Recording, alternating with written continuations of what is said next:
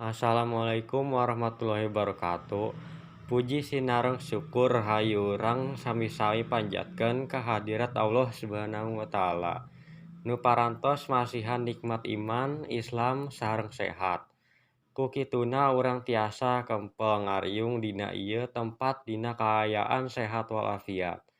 Teu hilap sholawat sainareng salam hayu urang sadaya ngaturkeun ka junjungan Nabi Muhammad SAW, ka keluargana, ka para sahabatna, sareng ka urang sadayana anu insyaallah tumut sareng taat kana ajaran manehna. Amin ya robbal alamin.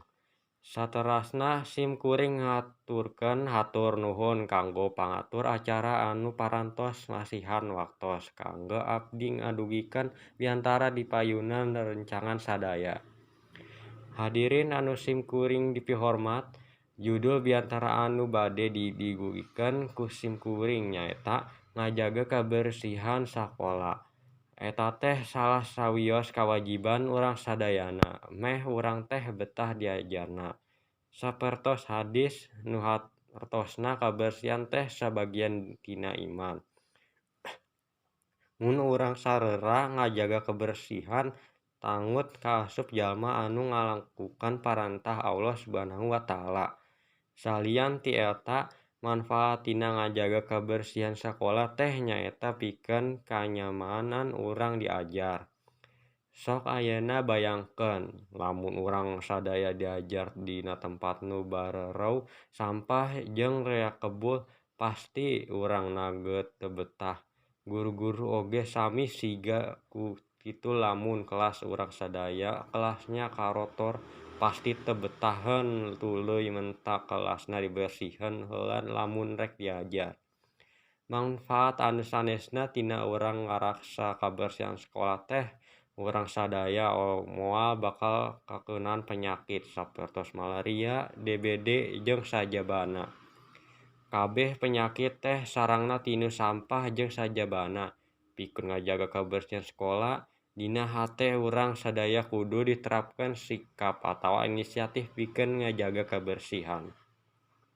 Sakola kuduna mah ngayakeun kagiatan bebersih sakola babarengan sapertos jumsih atawa Jumat bersih.